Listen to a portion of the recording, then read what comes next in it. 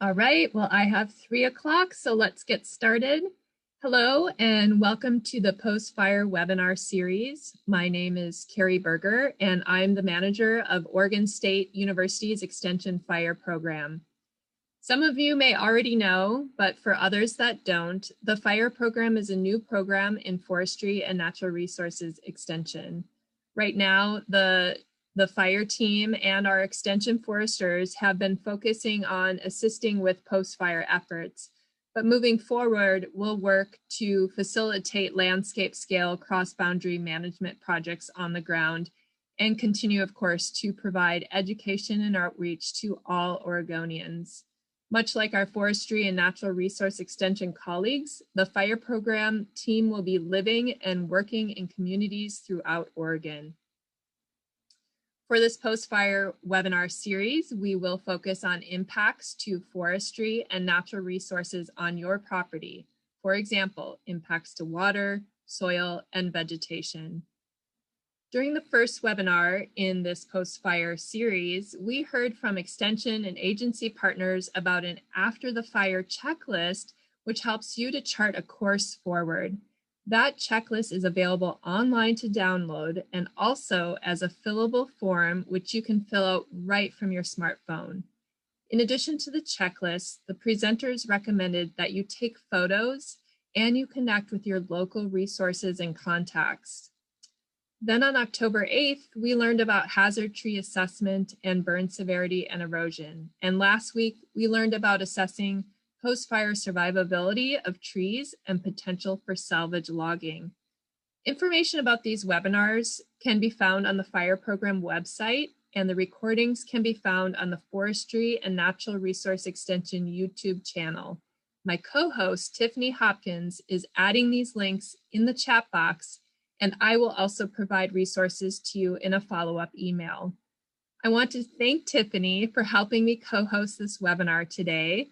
Tiffany is the coordinator for 2 forestry and natural resource extension programs, including the Women Owning Woodlands Network and Master Woodland Manager. Thank you, Tiffany. So let me see here if I can switch the screen. One of our partners, Jason Pettigrew, who is a stewardship forester for the Klamath Lake District and also serves as an operations section chief with Oregon Department of Forestry's incident management teams, shared this photo with me today. And, I felt compelled to share with you all as well. This is what Jason had to say about the photo.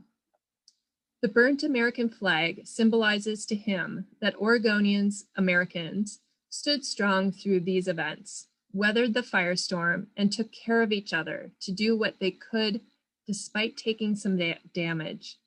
He saw several other firefighters take a pause and a moment of silence at this location when they got back to work, and then they got back to work to protect what homes and land still was threatened by the fire.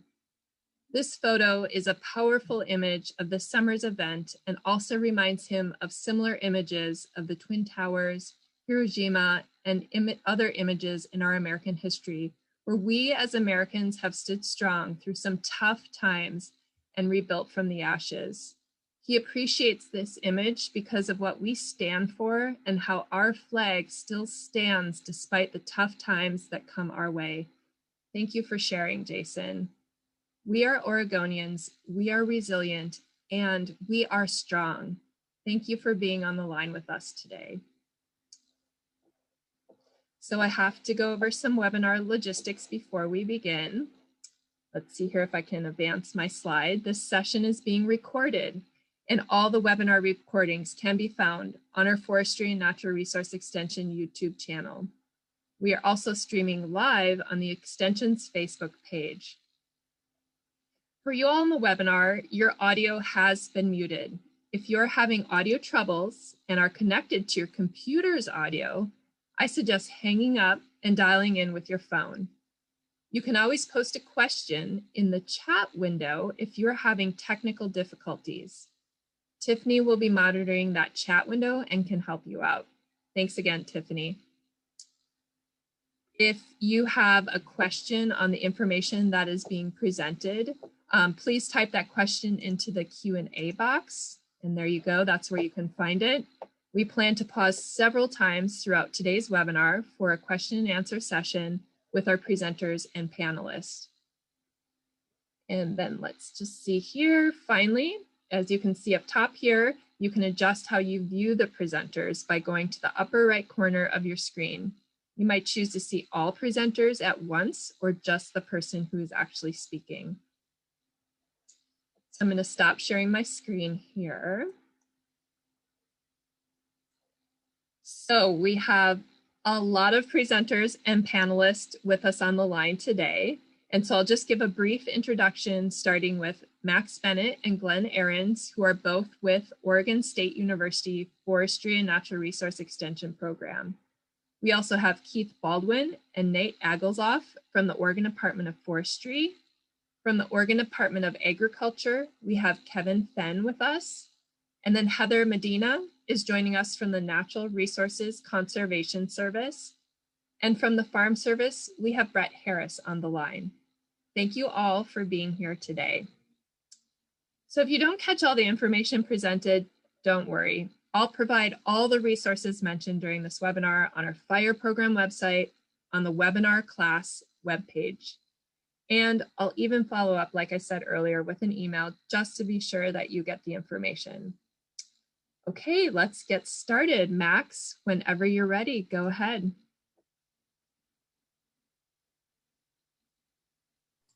Unmute myself here. Hang on just a second. Let's see. There we go. So are you seeing the agenda on the screen here, Carrie? I sure am. Looks great, Max. Okay, great. Well, good afternoon, everyone. It's great to be here today.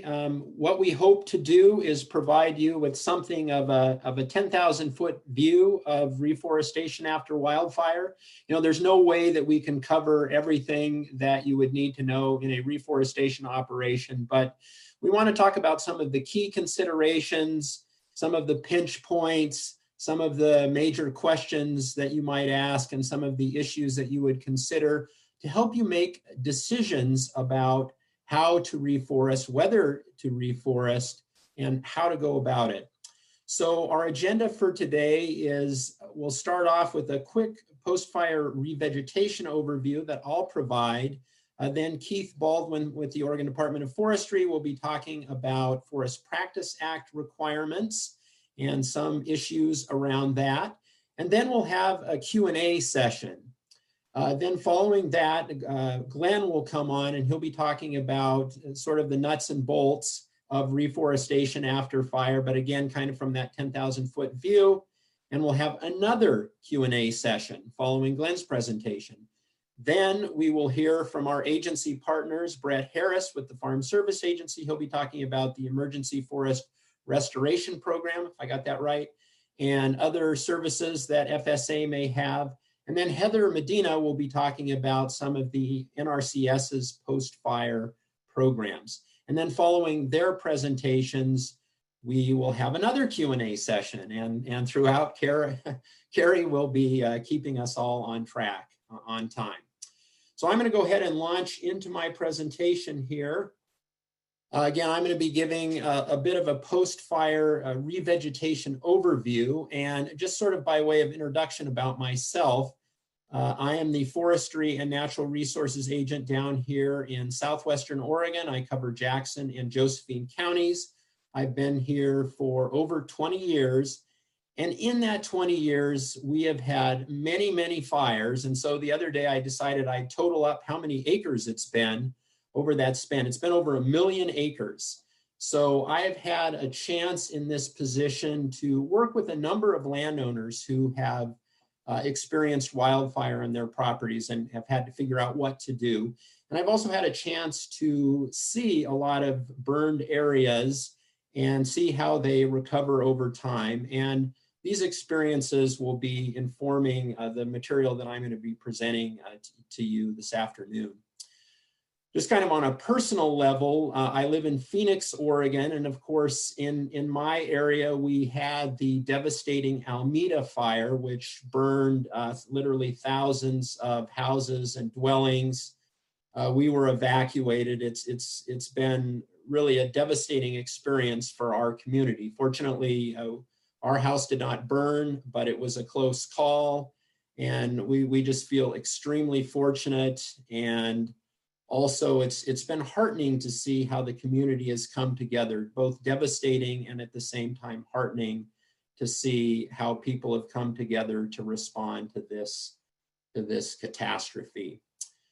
So what I'm going to focus on this afternoon really is kind of the big picture considerations to help you decide what you might want to do in the way of reforestation. So I'm going to start off by talking about post-fire regrowth of vegetation. You know, what will happen after a fire if you don't do anything?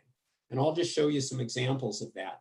Then I'll be talking about natural regeneration of trees, focusing on conifers. And with those two topics in mind, I'll finish up by giving you a sense of some broad reforestation options after fire, ranging from just letting nature take its course to salvage and replanting. Okay, so you may be in this kind of a position where you're looking out at a blackened landscape, your property and other burned areas in your vicinity, and wondering, you know, what's going to come back? How fast will it come back? What's going to happen? And of course, there are many variables that determine post-fire vegetative recovery. Things like what kind of vegetation is already on the site, what's the climate after fire, and one of the big factors, one of the key factors is fire severity. So in previous webinars in this series, you've heard about a range of fire severities that we often see in fires, from low severity to high severity. And what I'm going to do is show you several examples of vegetation recovery after fires along that gradient of severities. I guess I should add that I'm talking here about vegetation burn severity, not soil burn severity. So just to make that distinction again, that's been made in previous webinars, you might have a landscape that has experienced high severity fire in terms of vegetation. That is, many or most of the trees have been killed, but the soil burn severity isn't necessarily all that high.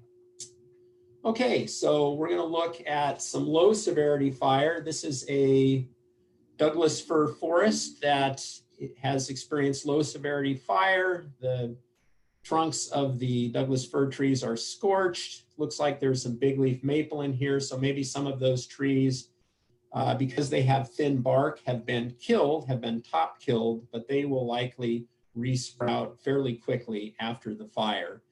So impacts from this pretty low, no real need to be concerned about reforestation. Here's another example of a low severity fire. This is in a different forest, Douglas fir forest, a little bit higher elevation. And this is several years after the fire. So it's pretty hard to tell, except for the scorch marks on the Douglas fir trees, it's pretty hard to tell there was a fire here several years afterwards. So again, though there aren't hardwoods in this example, you'll generally see that the hardwoods will resprout from the base. Because soil is such a good insulator, many of the shrub species, the forbs and grasses will also regenerate from below ground. So from roots, from rhizomes, and from other below ground organs. So a little bit of botanical terminology here. A forb is a herbaceous plant that's not grass, so something like a wildflower, and a rhizome is an underground stem. So again, in this example of low severity fire, little impact and very rapid recovery. So moving to the opposite end of the spectrum, this is a high severity fire. This is the Oregon Gulch fire from 2016. This was right on the border of Oregon and California. And so we're visiting the fire, 3 or 4 weeks afterwards. And most of the overstory trees were killed, pretty severe fire, but already you can see the resprouting of these hardwoods. So here's one, here's an Oregon grape, same fire, here's an Oregon ash. So again, very commonly the hardwoods will resprout from the base, from root crowns. Oops. Here's another example. This is more of a moderate severity fire, a moderate to high severity fire. So this is 10 years after the fire. There has not been any management in this situation. In fact, this is a wilderness area or on the border of a wilderness area. So it was pretty black and bare right after the fire, and now it's pretty jungle-like. Some plants have resprouted. There are some ferns, there are some shrubs in there, but a lot of them have regenerated from seed that has blown into the site. And so in this picture, you can see some pink flowered plants, though. That's fireweed. That's a very common wildflower that will come into burned areas. There's also some sugar pine seedlings that have regenerated from seed. You can see the adjacent timber stand over there that was probably the seed source. So right after the fire, there's a nice mineral soil seed bed. So you typically get a lot of regeneration of many different species. Another thing to point out here is this is about a decade after fire. The trees that were killed are starting to fall down. So that's kind of a potential fuels issue down the road. Here's another situation after a high severity fire. And in this case, there were seeds stored in the soil. We call it the soil seed bank. And these are seeds from snowbrush ceanothus, which can actually live, the seeds can remain viable in the soil for decades, even centuries. And when there is a high severity event, the seed is scarified, and in that very favorable post-fire environment of mineral soil, the seed germinates and you get this brush field. And so this is another common eventuality after high severity fire. Here is an example of a high severity wildfire patch. This is 10 years after the fire. And from a diversity and habitat standpoint, this is really, this was a pretty impressive place. I just remember walking through here, there were so many cavity nesting birds flitting about above, a lot of bees and other pollinators. You can see there was a lot of forage for deer and elk. So from a habitat standpoint, a very rich environment, but obviously from a timber standpoint, it's a different story. One of the things to consider with moderate to high severity fires is potential for noxious weed invasion. So this is Scotch broom, of course, and this is not actually after a fire, but many of you are familiar with Scotch broom and other noxious weeds. And if you have seed sources near your property or on your property, after fire, especially after this high severity fire, you have this mineral soil seed bed. So it's really an excellent ground for invasion and spread of these noxious weeds. So that's something you really probably need to be alert to and be ready to respond pretty quickly so you don't get a major infestation. All right, so to summarize the sort of post-fire revegetation, you're typically going to see grasses, forbs, shrubs, hardwood trees coming back on their own, usually relatively quickly, even after a high severity fire. Conifer regeneration may be more variable, is typically more variable. So there could be none or spotty, or it could be abundant. In this particular example that we're looking at here, this is a high severity burn patch. You can see some shrubs. Those are probably big leaf maple sprout clumps, but not much in this particular case in the way of natural conifer regeneration. They'll probably return to this site, but it's likely to take many years. So let's talk now a little bit about natural regeneration of conifers after fire and what it takes for that to happen. So you need seed, of course, and that comes from seed trees, and we'll talk more about seed trees in a second. The seed needs to fall on a favorable seed bed, And the mineral soil that you find after fire is a pretty ideal seed bed for a lot of different species. Not too much competition from other vegetation that's established there, and a favorable microclimate, often a little bit of shade for those young seedlings. So let's talk a little bit about seed trees. The ideal seed tree is a large, mature, vigorous tree that is producing a lot of seed, like these ponderosa pine. Mature ponderosa pine, you can see all of the seedlings and saplings in the understory. Most conifer seed, or all conifer seed, is wind dispersed. And so this chart on the upper right shows the dispersal distances for various species. So ranging from sugar pine on the left of that bottom axis to western hemlock on the right. And then on the vertical axis is tree height.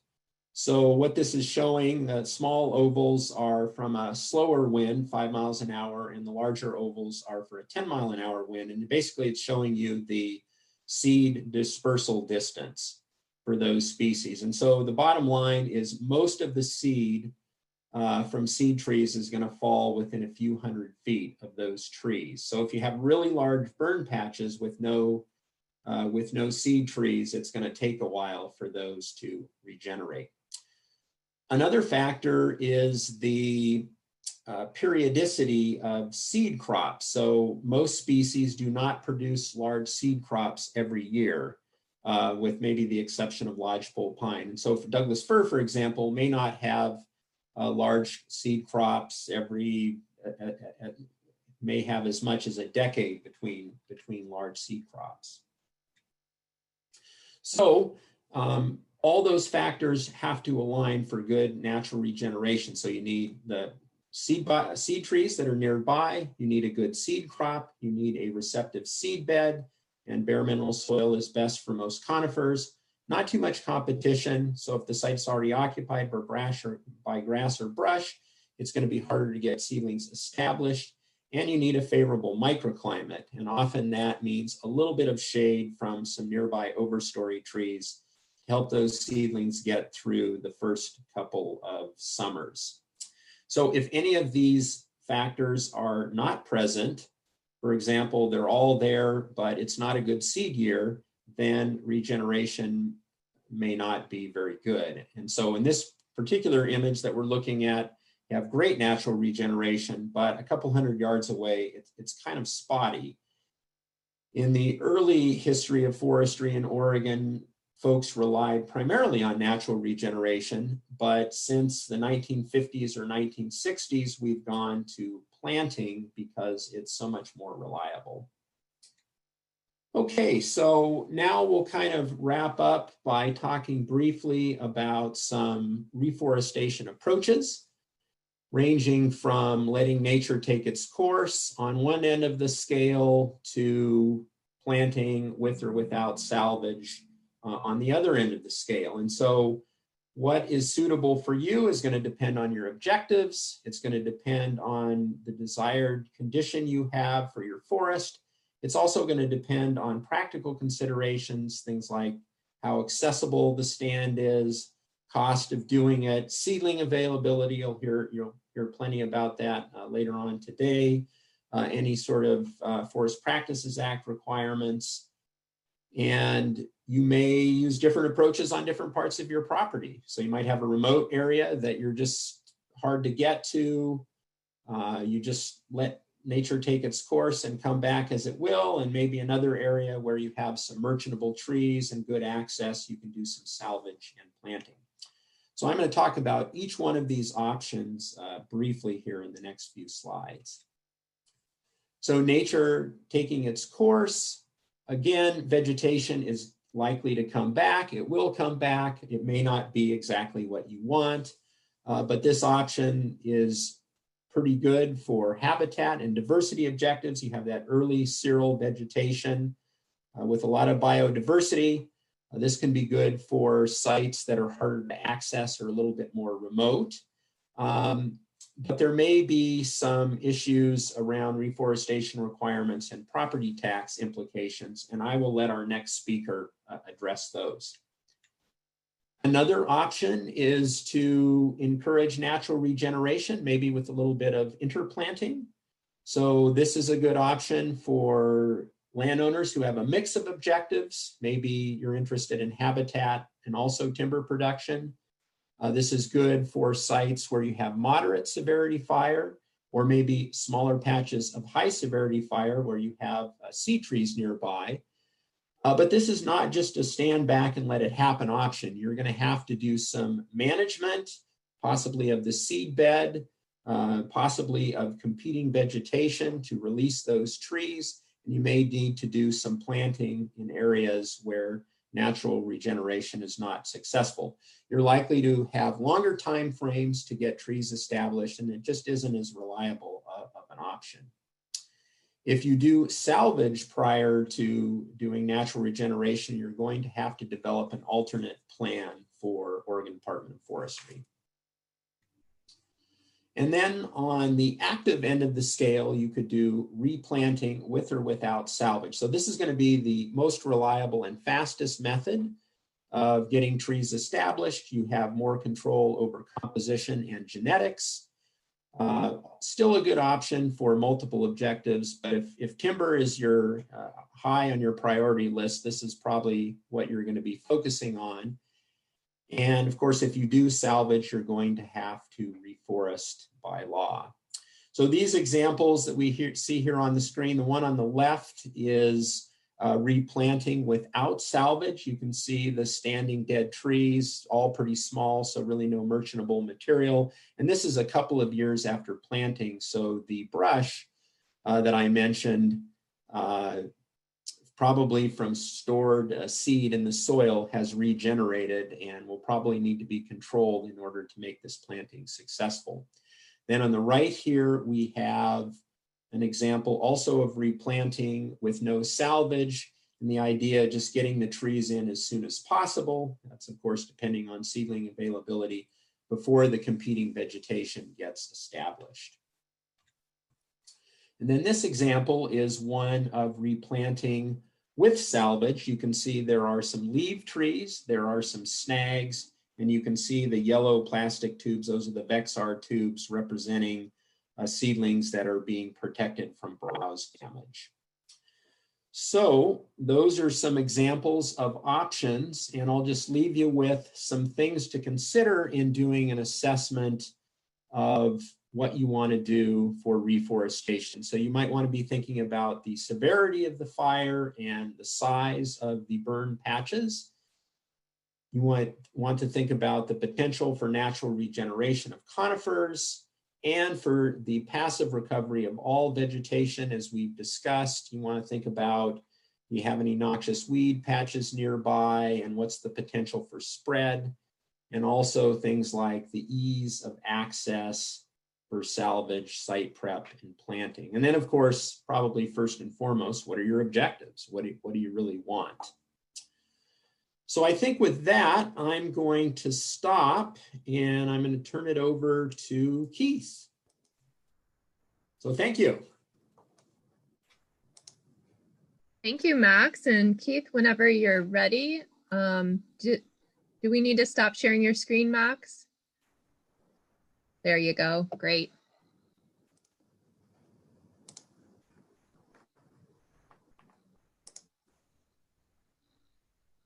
Okay.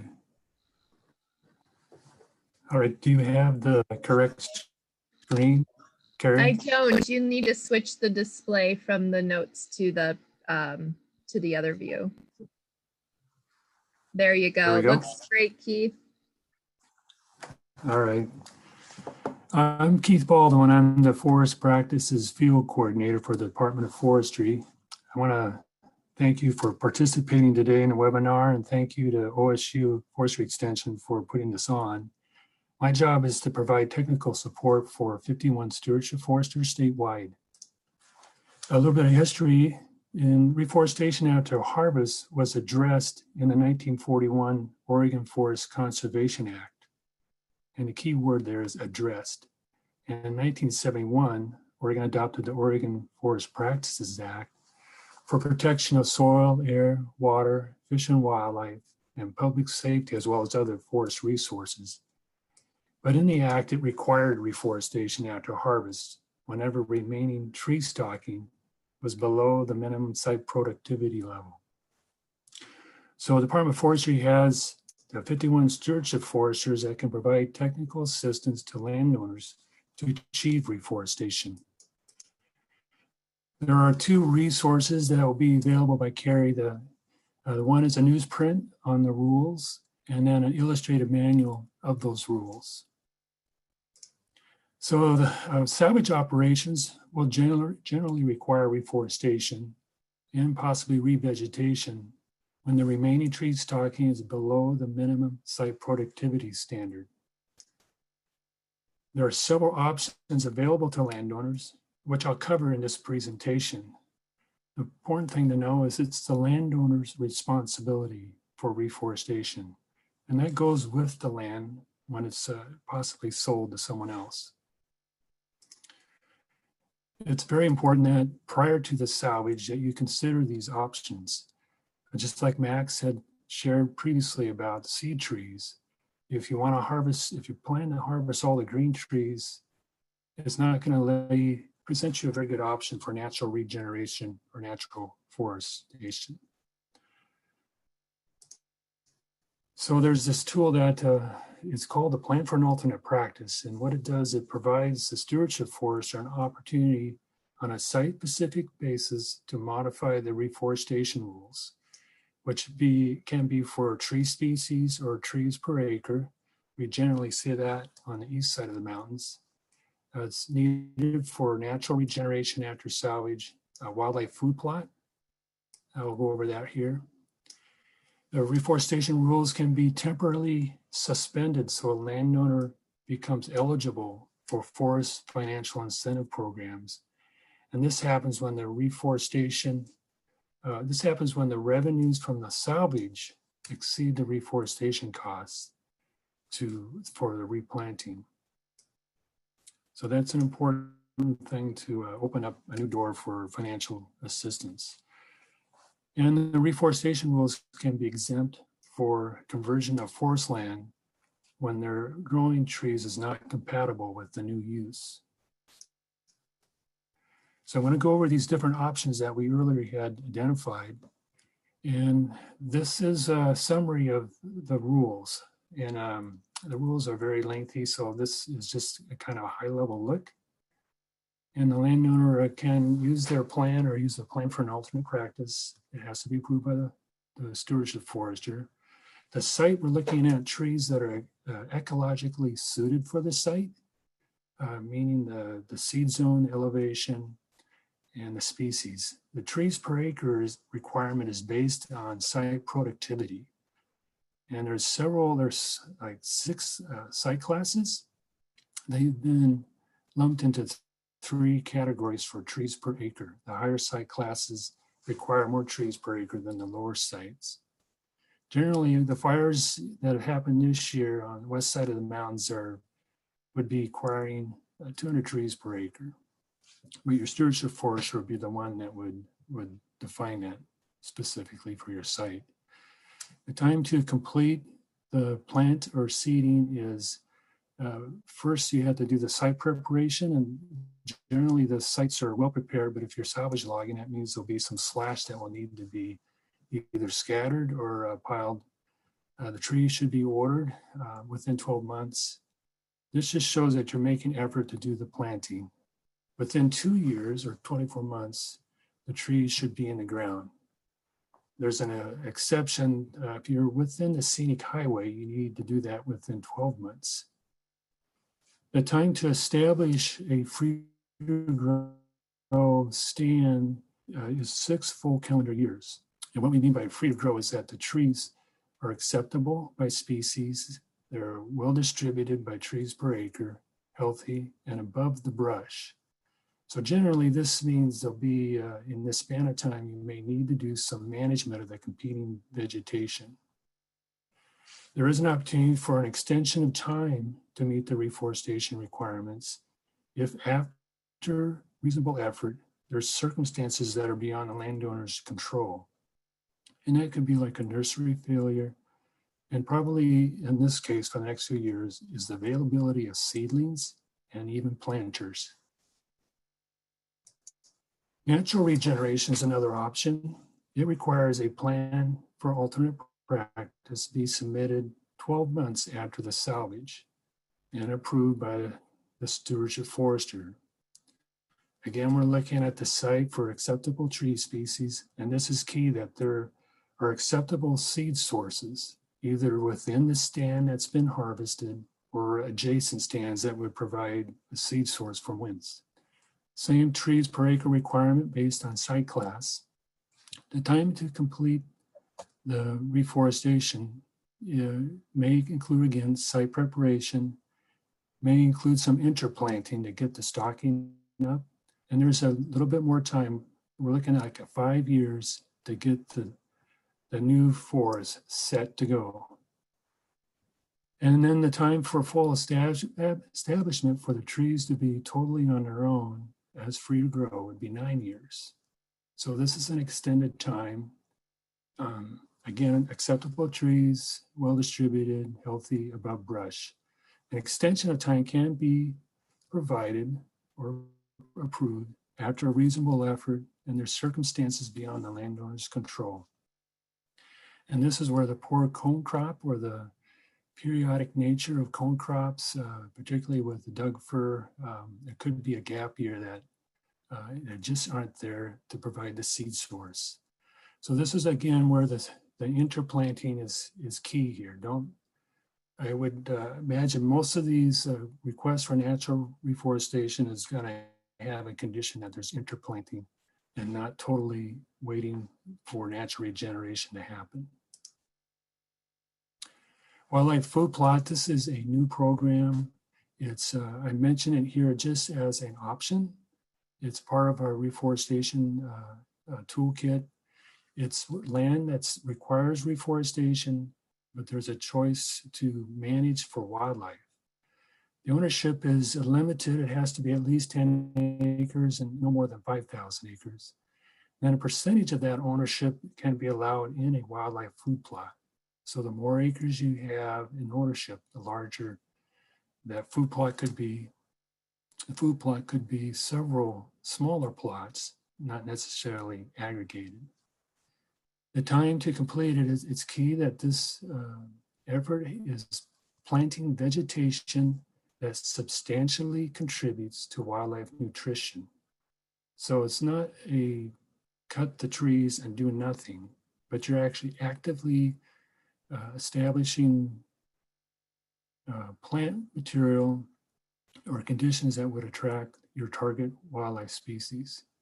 So again, reasonable effort needs to be to this wildlife food plot establishment within 12 months and then completed within 24 months. So there's no free to grow kind of a condition like there is for a typical seedling establishment. The wildlife food plot needs to be maintained indefinitely, or it needs to be reforested to the forest practices standards. Reasonable effort can, once it's been made, there could be an extension if there's some issues like a drought or wildfires. Forest land conversion, this is an option. There's nothing in the Forest Practices Act that prevents forest land conversions. It's a little more complex though. There's, again, an alternate plan that needs to be approved. This time it needs county assessor and planner review and approval. And other agencies are likely going to be involved that will either review or approve that activity. What's essentially happening here is that the Forest Practices Act for resource protection is handing that over to another agency to ensure resource protection is being continued. So the site that would be approved for a forest conversion would be the smallest area where forest trees are incompatible to other uses, such as pasture, agriculture, a home site, and wildlife habitat conservation. This is a program that I'll talk about later. It's similar to forest land deferral. The time complete is there is a requirement to revegetate sites to stabilize soil within 12 months. months. And typically, this is done through natural establishment of trees, shrubs, and grasses, but it could be done by planting in order to prevent soil erosion. So the conversion needs to begin within 12 months after salvage, and the conversion needs to be begin in 12 months, completed by 24 months. And it needs to be maintained for 6 years after the harvest. And then that's when the Forest Practices Act jurisdiction totally walks away. A reasonable effort has been made by the landowner, but there's some circumstances that may be beyond their control, like a government delay in the initial review. So those extension can be granted here as well. As with any effort, there's always uncertainties. And so if there is no salvage, there is this uncertainty about the county forest land tax deferral. In this case, this is one of the questions that someone posed. What do they do with a 15-year-old stand that's well stocked, but there's no salvage? And we're on some tours the last few weeks on Weyerhaeuser land, and they have situations like this as well. And they're planning to plant through it, and they're not going to do any kind of slash treatment or stand manipulation. So the cost to treat that would be quite high. But the question here is, under the Forest Practices Act, there's no requirement to plant, but the county may, and the Department of Revenue may interpret the laws requiring planting to get the forest tax deferral. As we understand at this point, they're not going to pursue this at this moment in time. They realize there's a lot of issues with availability of seedlings and planters. So there's a pause there, but the interpretation is probably more important. What will be the final outcome there? The concerns about planting and seeds, are there going to be available seedlings and even planters to do the work? And even now, some of the industrial landowners are asking for extensions of time for several years. And we do that on a case-by-case basis, but there's going to be some challenges there, and the Department of Forestry will work with landowners to do what's right. Other uncertainties in natural regeneration, again, it's key. If you're leaving trees that have very poor potential to survive and be a seed source, the likely that this is not going to be approved as natural regeneration. So it's really important. There's a little bit of a sacrifice not to harvest every green tree, but to leave some for the future stand that you want to grow. And again, this uncertainty about the cone crop, that can be a real pickle. Forest conversions, there's an uncertainty of the process for other agencies reviewing and approving your conversion. This lower slide here shows a wildlife food plot or a wildlife habitat conservation program that it's on the books. It's something that can be used, but the capacity for Oregon Department of Fish and Wildlife is limited. This is one of these unfunded programs. The local district would be the ones to work with there to see if that's a viable option. There, some example would be in Douglas County, retaining or cultivating oak savannas or oak woodlands. Okay, so we're coming up to my last slide here. This is Martin Luther. He provides a great perspective on life. He says, even if I knew that the world would go to pieces tomorrow, I would still plant an apple tree. So I want to leave it there. There's opportunities for questions now and for Max or me. And if you'd like further help, again, Carrie, have these links and information, oregon.gov/ODF. So I'll leave it there. I think Carrie's going to monitor or facilitate the questions. That's right. Thank you so much, Keith and Max, for those great presentations. We're going to just jump right ahead to Glenn's presentation. Please know that your question into the Q&A box are actually being answered by some of us behind the scenes. So if you asked a question, go ahead and check that in the Q&A. We'll roll into another Q&A at 4:10 where we'll try to take some of those questions live, as well as we'll continue to answer those questions in the background as our presenters are presenting. No worries if you don't want to distract yourself by looking at those answers. I will provide those in an email after this webinar. So Glenn, take it away whenever you're ready. Okay, Carrie, can you hear me? I sure can. All right. Well, hello, everybody. Thanks for being here. And it's my turn. We've got a lot of us lined up here, but I'm going to talk to you about basic steps for successful reforestation. And let me get it started there.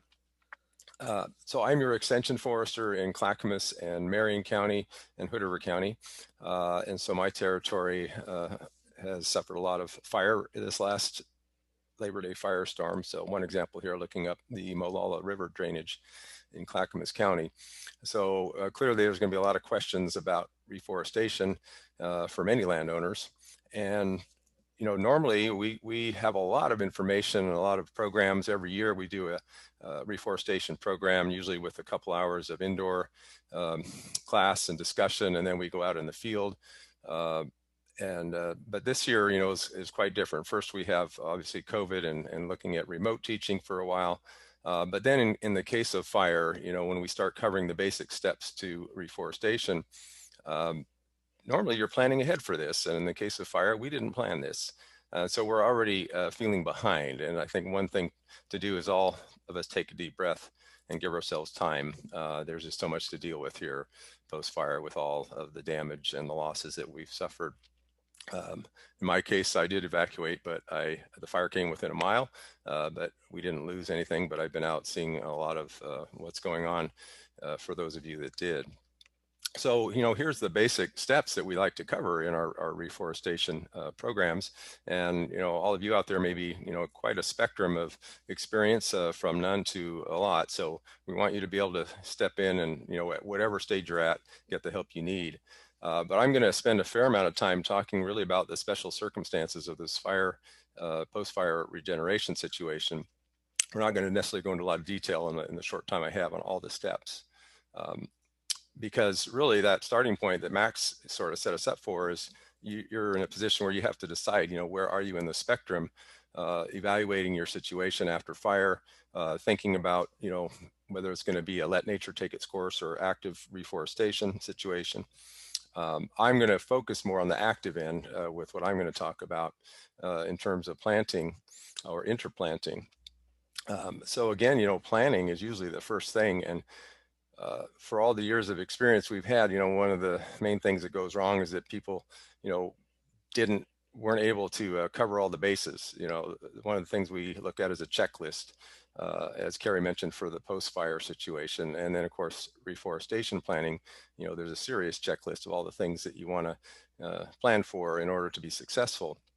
So here we are, we didn't plan for the fire. So the starting point is really this assessment. And I don't know how far along you are in that, but where do you need reforestation? And with what Max was talking about, the different levels of recovery that might occur naturally and where your priorities are for planting trees, you may still need some time to figure that out.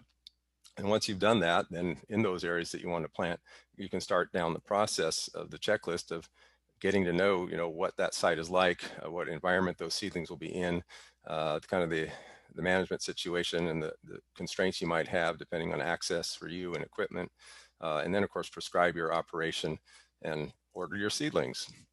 So we'll be talking about some of these things, particularly in the focus on this fire situation, because what I'm seeing already, what Keith talked about and talking with some of the larger landowners, they're already looking at 5 years at least to be able to do the reforestation that they would like to do with this unexpected amount of acres. And we're talking about perhaps as much as 380,000 acres of private land that's been affected by these fires. So if you do not already have a contractor and seedlings lined up, the contractor perhaps for salvage logging or treatment, and then the seedlings to plant soon, it could be a while before you're able to get those because we know already there's going to be a shortage of both seedlings and contractors, and it's going to take longer. So with that, I think giving yourself the time, depending on where you're at in this. If you do have what you need already, you're ready to go. You need help, certainly. We're here with Oregon Department of Forestry to help with your immediate questions. But for those of you that are going to be more on a 2 to 5 year time frame, this is a good time to look for the help you need to assess the situation, and also seeing what happens, seeing how the vegetation recovers, seeing how your trees do that may have been damaged but not killed, and also planning. So I'm going to, refer you to some of the resources coming up. Steve Fitzgerald is going to be teaching a 90-minute session on reforestation and cover the basics after harvest and after wildfire December 1st, part of our Tree School online webinar series, and direct you to the resources like the Successful Reforestation Overview publication. We also just redid our, Selecting and Buying Quality Tree Seedlings publication that has a lot of great information.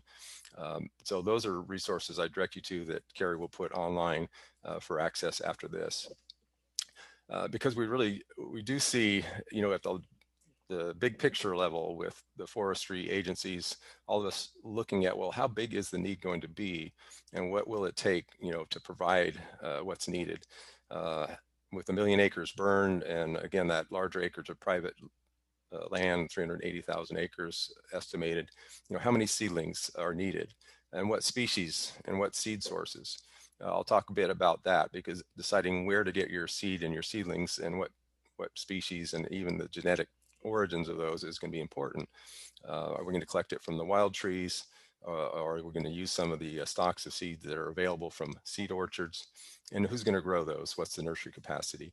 And so we're really just getting our heads around this kind of at the statewide or the region-wide level in order to provide you, with the seedlings that you'll need. So at the same time that we're trying to figure that out and seeing just how big the demand is going to be and where we're going to grow them, this is time for you to make sure you know your land. So you've decided you're going to intervene. You're going to take some action here to replant or to even encourage natural regeneration. Make sure you know your soils and take advantage of soils maps and consultants, with the Natural Resource Conservation Service or Soil and Water Conservation District. But most of you, I would assume, you walk your land, you know some of the topography, the places that are, the high spots, the low spots, the wet spots, the dry spots. Are you going to be going into the sun or the shade? Do you have some disease areas? What's the deer herd like, or the wildlife, damage hazards? So that's something you want to be doing at the same time that we're figuring out, how many trees and where and what. And of course, across, the diverse topography or forest types that you may have, that may take some doing to be familiar with that. And after it's burned, it's a whole different scenario. I like to see this green landscape for a change after looking at all the burned areas. But figuring out what was there before it burned, it may be part of that if you didn't know it already. So, then just starting on some of the basics here, choosing the right species. Douglas fir is suitable for many areas across Oregon, especially Western Oregon. But each tree species, Douglas fir included, is adapted to certain kinds of conditions, and knowing where they're going to be suitable and where they're not, is really a key to deciding what to plant and seedlings to get. And again, I'll refer to this publication that was just recently updated. Worked with Amy Grotta and Max Bennett to update this last year. So it's a good resource, and for example, it has some of these, tables showing the different species and their tolerances, their environmental niche that they would grow in. I'm not going to go into a lot of detail here, but that's what you would want to study and make sure that you're looking at the kinds of species available. Douglas fir that doesn't tolerate shade all that well, but it's got good growth rate, moderately tolerant of heat and drought. But what if you have a wet site? What if you have a dry site? And particularly more that kind of a microsite level across your land, where these different species would be suitable. And also, what's on your list? What are your goals? What kind of forest do you want? A key aspect of this, one that we're really going to have to focus on, is not just the species, but the seed source, where the parent trees live, because local adaptation, particularly with Douglas fir, the most abundant tree in Western Oregon, these seed zones here show the areas within which we think, that Douglas fir parent tree, the offspring are going to be locally adapted to the climate and the topography in that area. We used to have about 36 seed zones. We're down to about 16. When you order seedlings for Douglas fir in this example, you would normally order them from this local seed zone. Otherwise, they might not be adapted to the local climate because Douglas fir is a bit of a specialist. Now, other species like red cedar are less of a specialist, western white pine. So kind of knowing, again, your choice of species, but also then where are they coming from and what elevation zone and what geographic zone.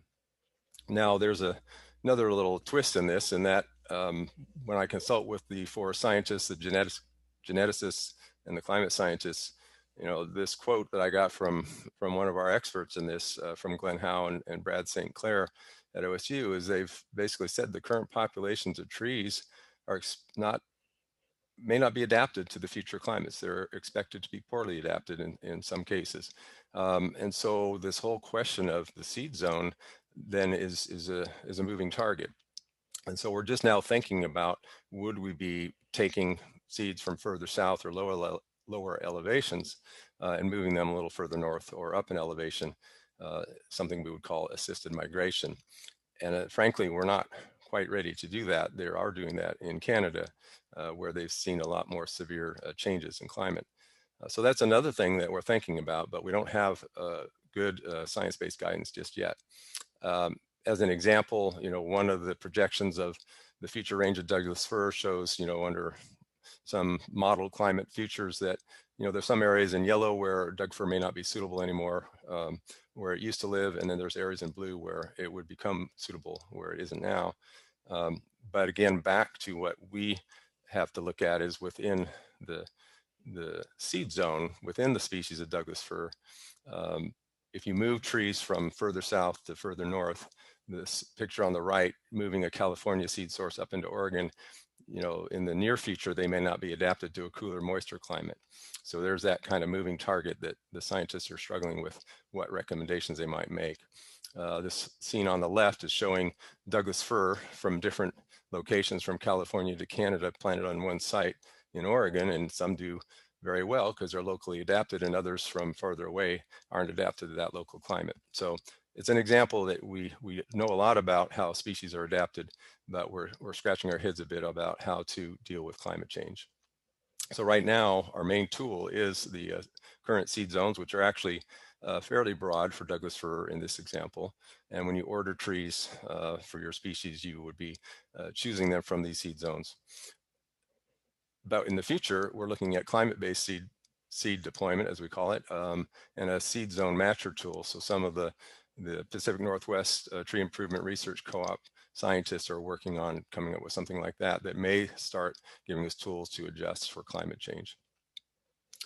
So when it comes to time to order seedlings, you're looking at there's 27 nurseries that are major forestry growers, and normally we'd be ordering 2 years in advance from these nurseries, but they're still often the ones we're going to go back to, and maybe we'll be having to see more nursery capacity.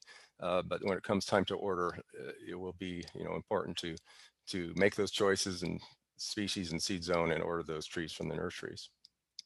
And when it comes time to actually looking at the kind of tree you grow after you've decided what species and what seed source, is it going to be a small tree or a little tree? Is it going to be a 1-year-old container grown plug like the one on the far left? Our standard tree that we would plant would be like a 2-year-old bare root seedling, like the middle right. I'm not going to go into a lot of detail here, but that's another choice that you'd have to make. And in fact, a 1-year-old seedling might be one of the stopgaps to catch up on the backlog of seedling availability, but we generally prefer a more robust, a larger 2-year-old seedling. And then as you're thinking about, what might you be up against, what might the challenges be?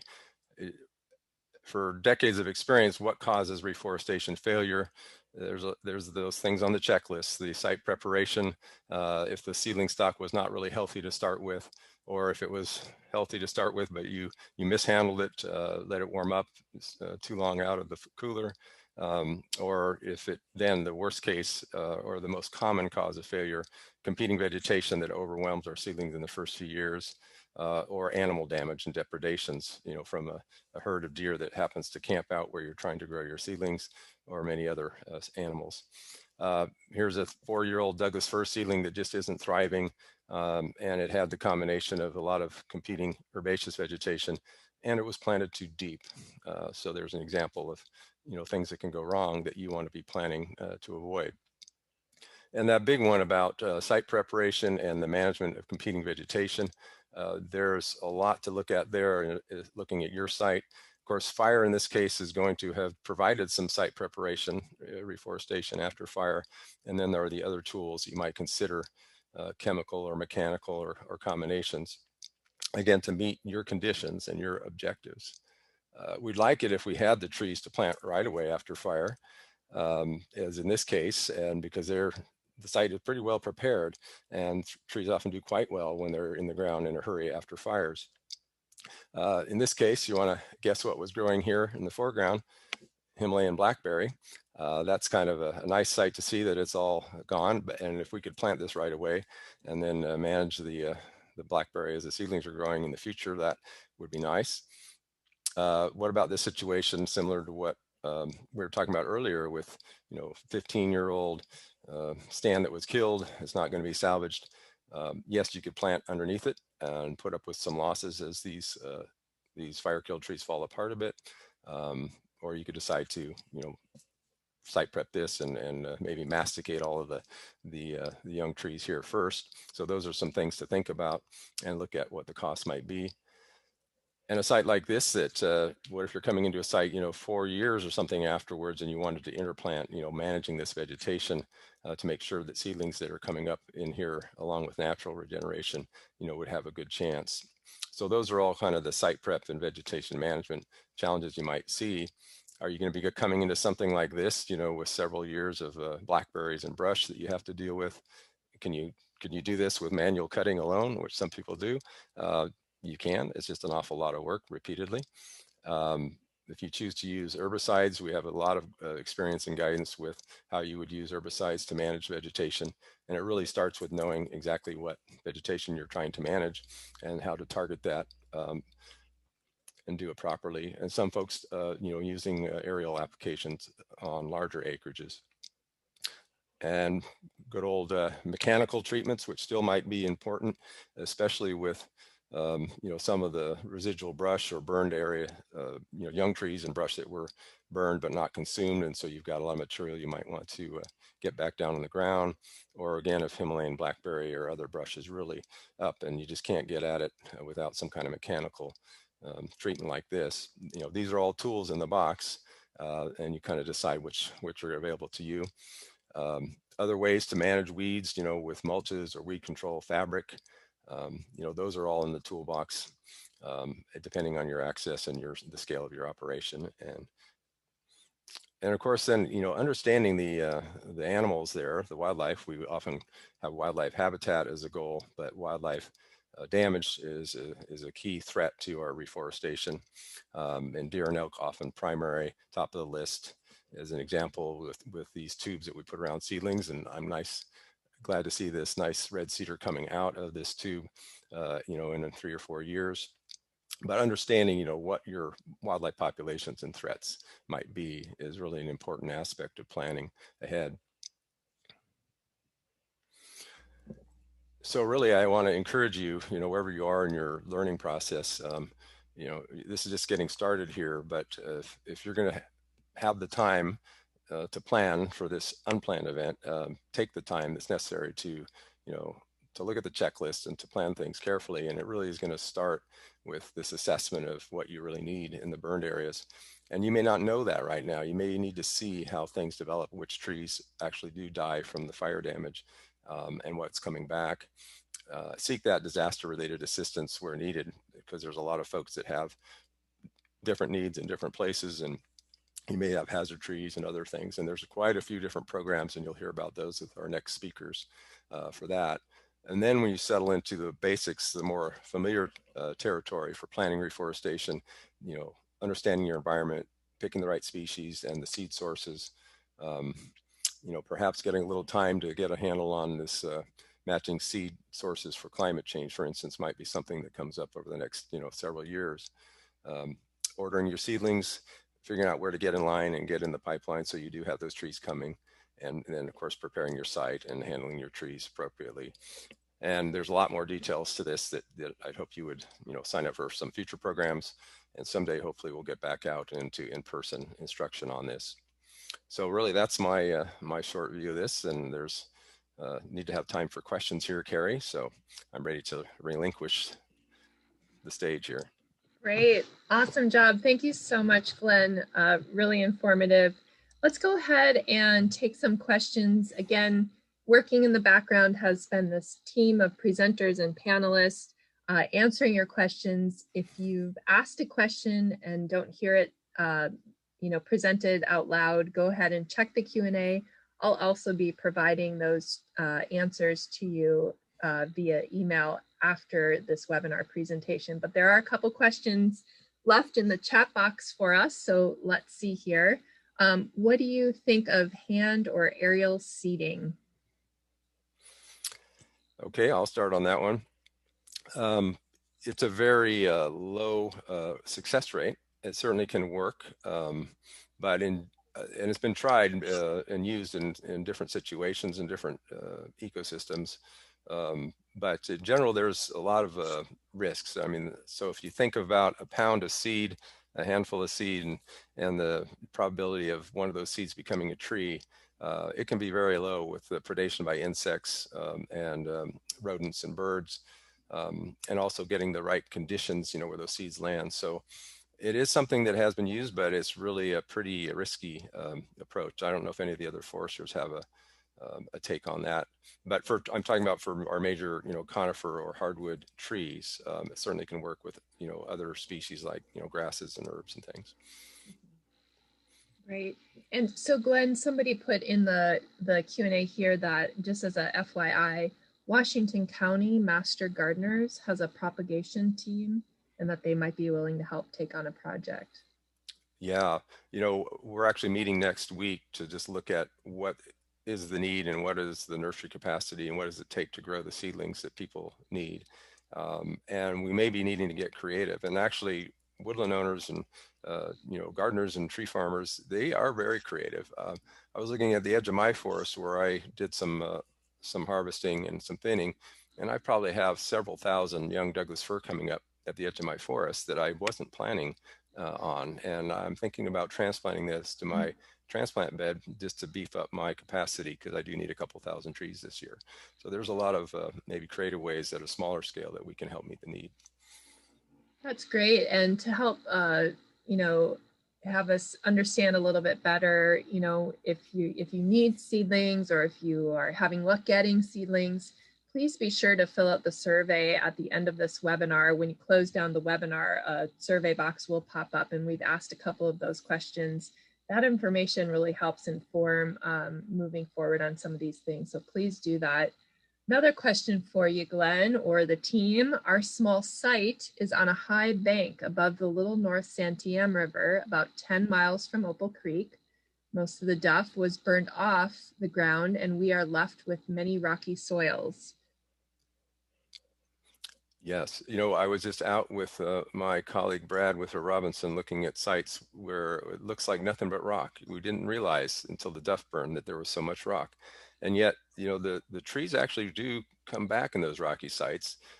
One thing that happens is that the gravel actually catches those seed and they fall in between the cracks. And so it actually gives them a place to germinate. So even though it's rocky, it doesn't mean that natural seeding won't take hold, but it is difficult to plant.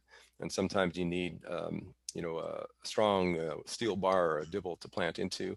And also rocky soils maybe hold less moisture, even though the roots can get down between the rocks and get moisture over time. So you may need more weed control. So specialized tools, maybe better early weed control for planted seedlings may be what you need. But there's been a good amount of success planting rocky sites, and actually Max and others in Southern Oregon have even more experience with that. Mm-hmm. Great. Let's see here. So where do we find out information on the wildlife habitat food plot? What types of vegetation and info on the tax deferral? Okay, good question. Actually, one thing I was going to say on the rocky sites, and Max, you might chime in, I think planting some of the plug seedlings and container seedlings may be something that is a strategy. Would you say something about that, Max? Sure. I mean, those are obviously, getting a bare root seedling into a 2.0 or bigger into rocky ground is going to be mighty tough. So a smaller seedling will just be easier to do in those rocky or ravelly sites. So if you can get a hold of plug seedlings, or like you said, even grow your own, then that could be an option. Okay. And I think, go ahead. Somewhere in the chat resources, there was a reference that Daniel made to how to grow your own seedlings. So that might be something you want to refer to. Then, of course, Glenn was talking about transplanting seedlings from your site that have regenerated naturally, and that just to expand a little bit on that, that certainly is an option for folks. This is something that all of the usual precautions around the timing of it and careful care and handling of the seedlings, all those apply. So it's something that you want to do in the winter and make sure you protect the root systems of those seedlings that you're transplanting. And what I've found is that if you have a fairly loose soil, a nice loamy soil, it's easy to get those up and move them. But if you have other sites, rocky sites, the root systems are going this way and that way, and it can be difficult to get those out without damaging the root system. So really, where is your seed bed is a pretty critical consideration. Yeah, we apply the same grading standards for, undamaged, healthy seedlings, when we lift them from the ground. And so if the roots all break when you're lifting them, then that's not a good one to plant. What were those other questions, Carrie? Yeah, so where do we find out more information about that wildlife habitat food plot? Okay, I think that's one for Keith. Yeah, I think that's a key. Actually, I suggest Nate weigh in on that one. Sure. I was trying to, I guess I never introduced myself. Nate Eccleshoff. I'm also Oregon Department of Forestry. We do have some of the latest updates posted on our external page. I'm going to maybe just copy that link right into the Q&A box as for kind of the latest and greatest. And then we'll be publishing, there was another question that came in that was similar to that, and we'll be working on ongoing guidance. But what I would say is, as far as the target vegetation, that has been a pretty heavy lift because it is extremely situational. When we looked to implement some of that rule language, we elected to it had to be focused on forage, and as I think Keith hit on pretty well in his presentation, contributing to the nutrition of your the wildlife that you're intending to attract. But that list of targeted wildlife can be ungulates, birds, pollinators, a number of different things. And so what is a good fit is extremely situational, and I also heard the plan for alternate practice, and that thrown out in Keith's presentation. And that is the tool for implementing a number of things, and wildlife food plots would be an example of that also. Great. And so Nate, if you wouldn't mind putting that link into the chat box, that would be great so people can refer to that. Thank you for that. Again, Nate with the Oregon Department of Forestry. I also want to take a moment to introduce Daniel Lavelle. He's Oregon State University Extension State Fire Specialist. He's been answering a lot of your questions in the background. I just wanted to give a shout out to Daniel. He's online with us today as well. So it was suggested that I top the large trees that have been fire burned and then plant below. What is your feedback on that idea? Well, topping a tree is abhorrent to a forester, or an arborist. We normally wouldn't want to top a tree. Obviously, it's maybe an emergency situation to reduce hazard.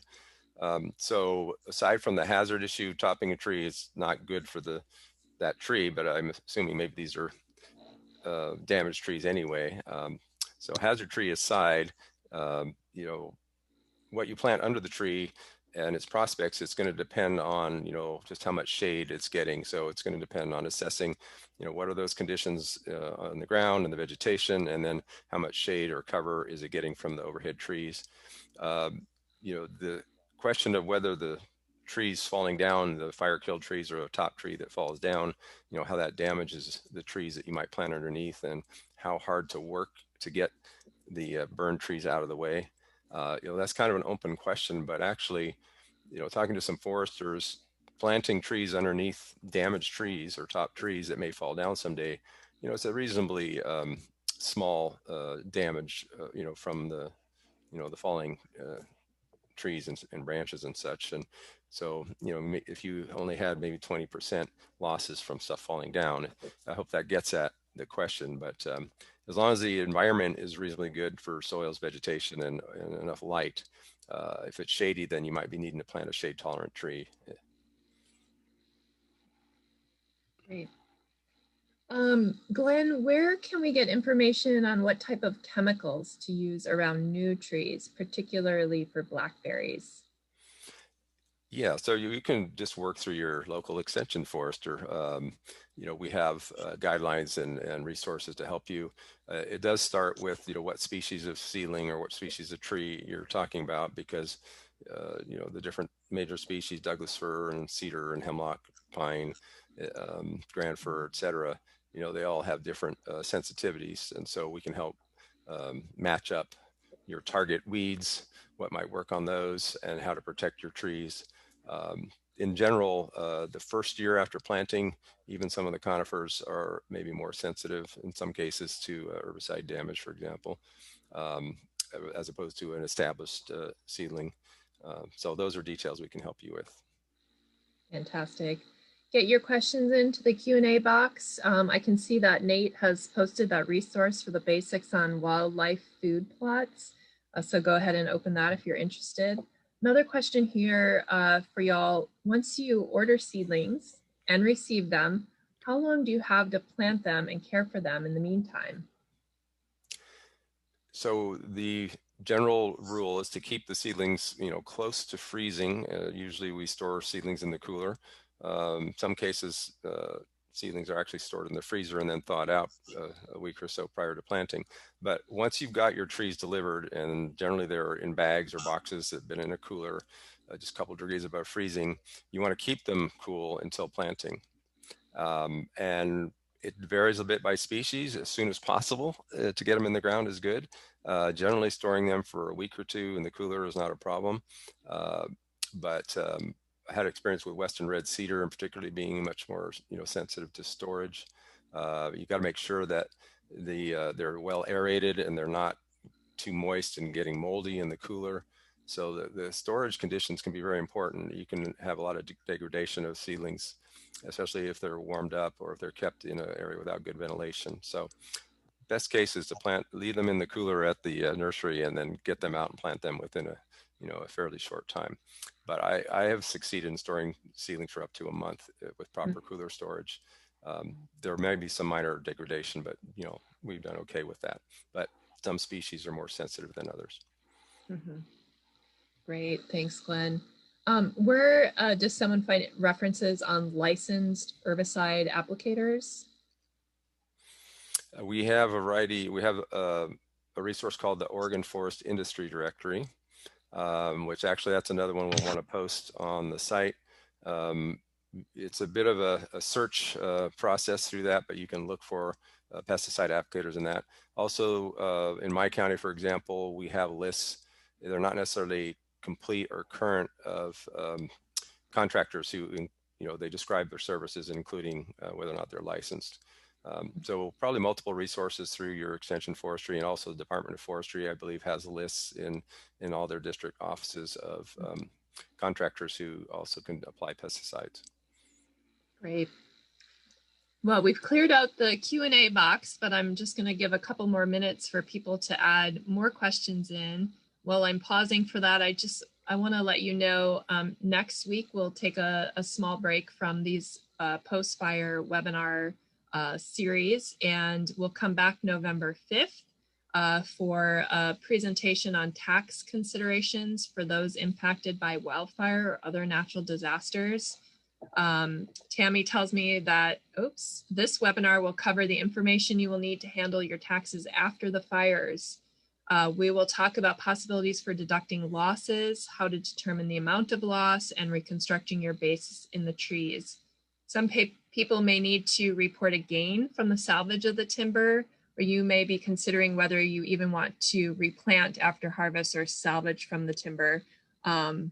So we'll want to talk about how that decision can impact your property taxes here in Oregon. So join us November 5th from 3 to 5 for that tax webinar.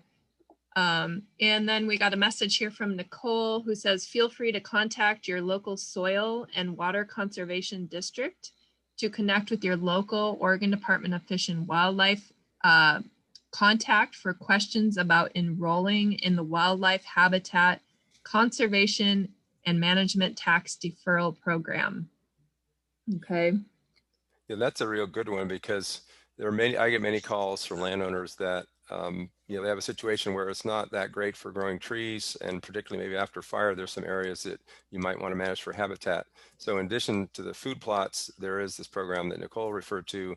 As Keith said, unfortunately, the Department of Fish and Wildlife, sometimes doesn't have the staffing to administer it.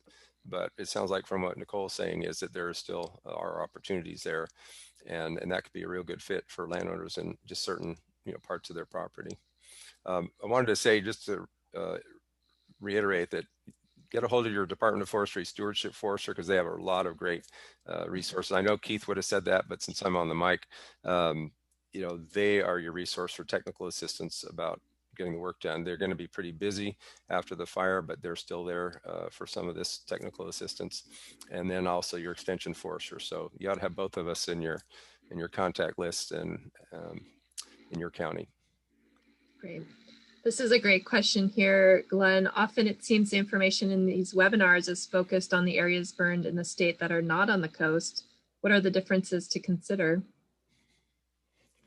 You mean on the east side? Is that what they're talking about, not on the coast? So I think this is somebody who's experienced a fire on the coast area. Mm-hmm. Oh, right. Okay. What are the differences? Yeah. We've been talking about. Well, I used to work on the coast, out on the North Coast, and even though fire is rare, it does happen, and more often than people realize, because a lot of those forests were regenerated from fires as well. But there's certain aspects of it being a more forgiving environment in terms of moisture stress. So your seedlings can often survive a little better under competition for moisture than they would on the drier parts of the state. But on the other hand, it's a jungle out there, and the vegetation grows that much faster, and the shrubs overtop your seedlings and turn the lights out even more so than they do inland. So really it becomes more managing for more light, making sure light is available, and the moisture limits are a little less critical there on the coast. So that's one aspect of reforestation for sure. Great. And call your extension forester on the coast, because we have that covered. We do. Great. So thank you so much, Glenn, for your presentation. I think we're going to transition now and ask our agency partners, Brett Harris and Heather Medina, to give a presentation. And I don't know if Brett's going first or Heather is going first, but the stage is yours when you're ready. I think I'm going first. Great. So, Brett Harris, Farm Service Agency. I'm the County Executive Director for FSA for Coos Curry, Douglas, Jackson, and Josephine counties. The first thing that I want to talk about is some basic eligibility stuff for USDA programs. If you have been participating in some of our programs, you're already in the system, and so some of these things won't apply to you. If you have not participated in a USDA program, either FSA or NRCS, then we need some basic information to get you in our system. So we have a couple of documents that we use to do that. An AD 2047 form is the basic information, name, address, contact info, social security number or tax ID number, so we can put you in the system. And then there's some other basic eligibility forms for, depending on the program, adjusted gross income, certification of compliance with highly erodible land and wetland, conservation, and basic payment limitation documentation that would be required for programs under either agency. And I will make sure that links for that are available on the website also. And then the main program that FSA would have that would deal with a forestry related disaster is the Emergency Forest Restoration Program, our alphabet soup EFRP.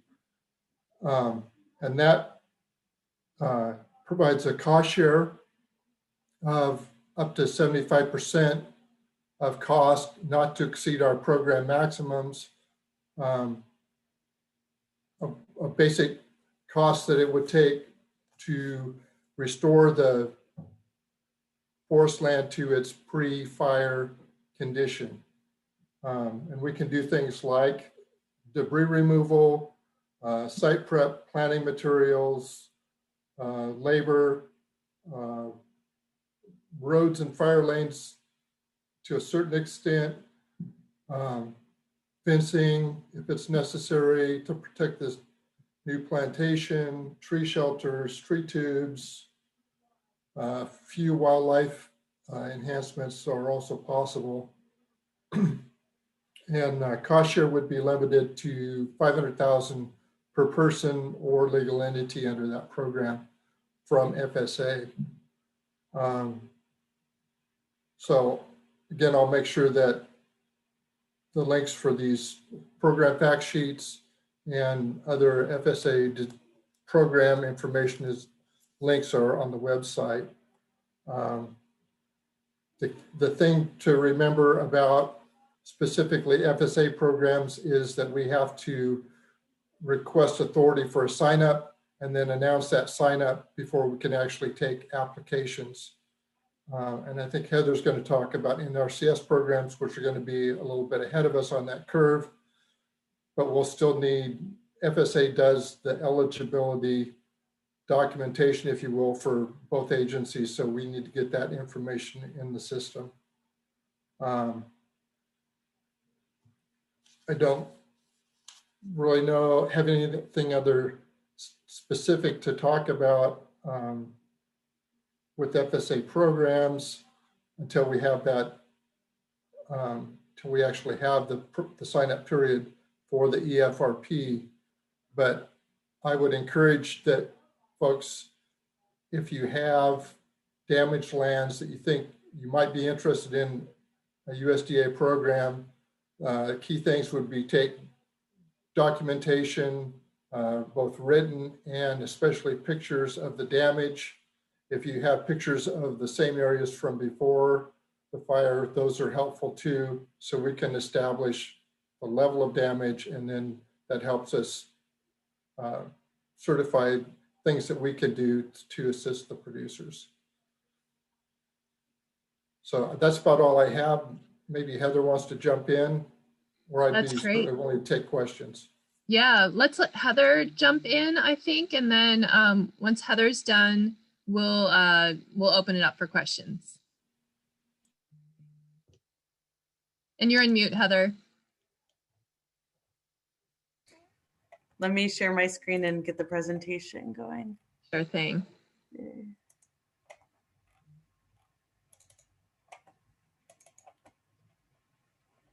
Let's see, oops. Trying to move this up.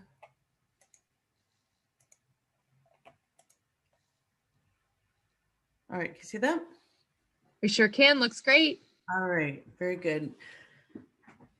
Hello, my name is Heather Medina. So I'm a basin team leader. My office is in Tangent. I cover the Central Coast, Upper Willamette, and Southwestern Oregon. Today I'll be speaking on behalf of Oregon NRCS, and we'll be discussing all of our assistance that is going on currently throughout the whole state. So thank you all for calling in today. We have a really good turnout, and it's good to see people from the coast, from Eastern Oregon, all over Oregon attending today. And so our main program that we are having assistance funding through is the Environmental Quality Incentives Program. Currently, we are having a sign up for our emergency program, and that's for private landowners, and that is for the landowners that were affected by the wildfire. As Brett had stated, we work directly with our sister agency, Farm Service Agency, and any landowners that need to that are interested in our programs really need to work with NRCS and create some farm records with FSA. So that is really important. And in a little bit before that, I just really wanted to say thank you to the previous presenters. I think doing the farm planning is really important, or having a plan of their site. And one of the documents that was shared in the chat earlier is Dan Levine and NRCS, our state forester, has been talking about the after the fire checklist. That is a great tool to bring to Farm Service Agency, to NRCS. It really documents what you're seeing on your property. We are both agencies are very taxed right now, and all the information that you can bring, photos and that checklist, would be extremely helpful. So as Brett had stated, there's adjusted gross income, that there's limitations of the highly erodible land and the wetland conservation requirements as well. And if somebody were a historically underserved producer, we could receive advance payments on that. And so this is our website for the Environmental Quality Incentives Program, and that is in for Oregon. And eligible producers are agriculture producers, non-industrial private forest lands, tribes, and other interests in agriculture or forestry lands. So all of our information, the Oregon website is going to be your best place to go to for information. Here is a map of where Oregon is working on addressing our specific Environmental Quality Incentives Program funding. This is a FEMA map with the FMEG fires, the red ones, and that is where we are focusing our emergency fire funding. And so some of the conservation practices that are in our emergency fire funding is really to address erosion, and that is conservation cover crops, woody residue treatment, and that addresses some of the hazardous trees, and mulching. And our current sign up is going on currently, and that will end October 30th. And then the next sign up for the emergency sign up is December 30th.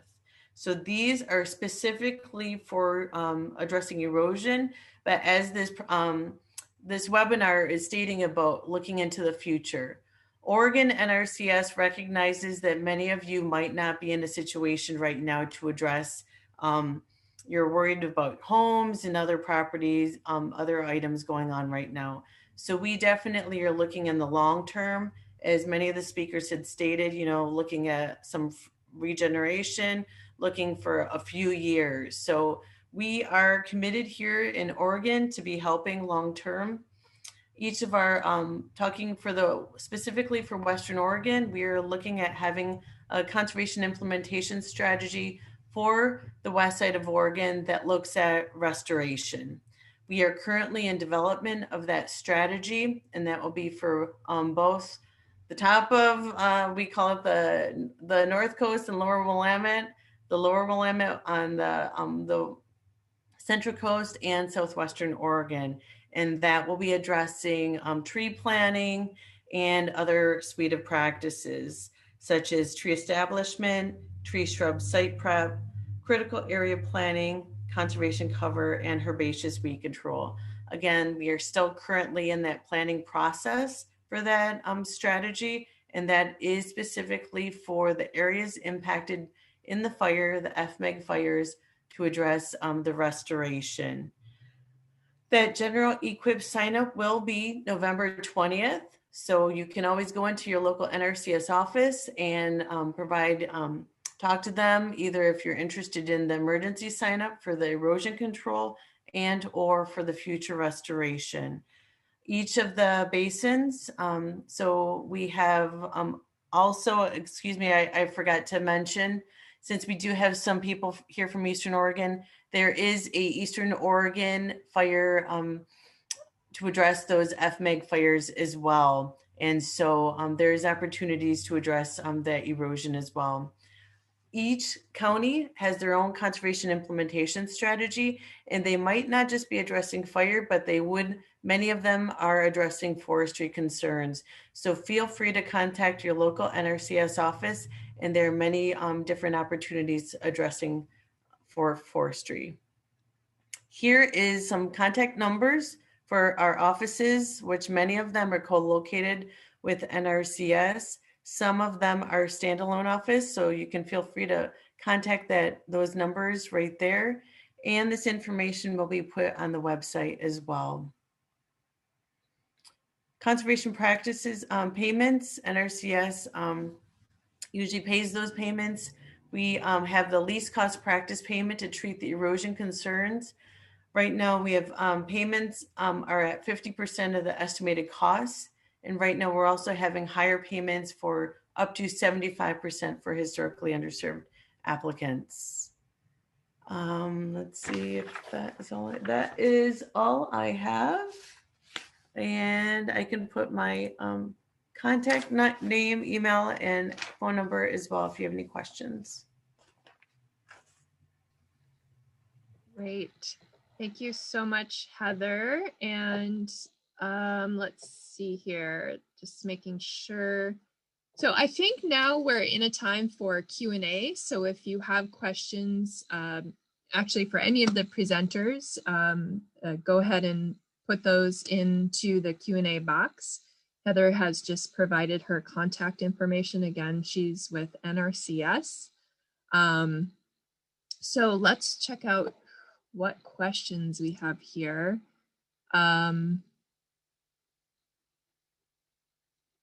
Okay, so Nicole lets us know that feel free to contact your local soil and water conservation district to locate your local farm service agency and or your natural resources conservation service contact for these programs.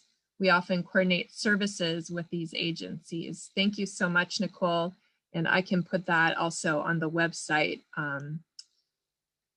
And so Steve asks, this is a question for Glenn, what information has been gathered on the status of different wildlife species for the fire? Elk herds, deer, rodent, predators? That's a great question. And I am wondering that myself because I have not heard much about that. Although I was thinking of calling a certain wildlife biologist I know named Fran, who has a similar name, but I'd really like to know that because when I look at some of these areas that are burned from ridgetop to ridgetop, I really worry about what happened, to so many wildlife species that are out there. And I'd like to hear some input from Department of Fish and Wildlife and wildlife biologists out there. I know it's amazing the animals I have seen in the burned area that found a refuge somewhere. But I'd be curious to know, what some of the experts think. Mm-hmm. If there's anybody on this call that has more information, let us know. Yeah, actually feel free if you do have more information to go ahead and raise your hand and we can see that in our little presenter attendee window. So if you have any information on that, feel free to share. Okay, let's see. Any other questions for our agency partners related to EQIP or farm service? Now's the time. This is a great time. You have those people on the line ready to answer your questions. Heather, can you remind us on those dates for those various offerings? One ended, is it at the end of October? And then again, one starts in December. Can you tell us about those dates again? Yes, the emergency signups for EQIP to address the FMEG fires for on the erosion is October 30th and December 30th. Our general EQIP that we will be addressing the forest fire restoration is November 20th. And we understand that's pretty quick. So each of the basins, specifically on the west side of Oregon, will be having another sign up. That still is yet to be determined, though. Okay, that's helpful. I can try to put those on the website as well. Any other questions? I have a question and observation. We've been getting questions a lot with landowners that have, they have a home in a small plot. They have hazard trees. They have forest trees. Wondering about what programs apply to folks that don't actually have a farm or a forest, but they have a small lot. And my understanding is that some of the programs don't apply to smaller lots, but certainly through FEMA and other sources. I know the soil and water conservation districts are talking about maybe getting some of the emergency watershed, funding for that. So what coverage is there in that sort of interface between a farm and a forest and just a rural residential lot with damaged trees and natural resources? So we do NRCS and FSA, but I'll just kind of start with NRCS. We do work with small forestry lands. For example, we've been working in southwestern Oregon and Curry County on some sudden oak deaths. So those are small acreages as well. So anybody that's non-industrial private forest is eligible. Well, I'm talking about like a 50 by 100 foot lot, not necessarily a small acreage, but less than 1 acre. They may have an adjacent parcel, but they have a home site on a small lot, and they've been told that certain programs don't apply. So just want to clear up, the continuum of, natural resources from small lots to acreage. Correct. And yeah, that is a smaller lot, so not necessarily considered non-industrial private forest lands. I know one of our district conservationists in Lincoln County has mentioned some very similar sites as well. So maybe a watershed council or a SWCD might have some additional funding. Yeah, and FEMA as well is what I've heard. I had one thing I wanted to mention that someone's asking about how long you can store the seedlings, and I talked about storage conditions. It's very important though, if you don't keep the seedlings cool, they don't last very long at all. So I don't know that I said that. If you're not able to keep them in the cooler and you just have a bag of seedlings and they're going to warm up above 40 degrees or 50 Don't degrees. leave them in the garage for a month and then try to plant them, I think is what you said. I said something about a month. That's under the very best cooler storage at 34 degrees. So if you're getting the trees out and they're in the open and they might warm up, you got to plant them in a day or so. Just wanted to clarify that. Okay, a couple more questions here. Do they still use 2,4-D to burn ground wood debris before replanting, or are there alternatives? I guess I can try that. So you're talking about brown and burn. Is that what that is about? Well, they wrote, do they still use, I thought it was 2,4-D or 2,4-D to burn ground wood debris before replanting. I'm not, 2,4-D is an herbicide that, we apply to green vegetation. So I'm not sure what they're referring to. That's not something I would apply, to wood. There is the practice of using herbicides to kill vegetation and then doing some kind of broadcast burning, but that's hardly ever done anymore. Mm-hmm. Okay. We might have covered part of this, but I'll ask it anyway. When does NRCS anticipate the erosion funding contracts will be ready to go? Are early start waivers being considered to get work done as early as this winter, or will it more likely be next spring or summer?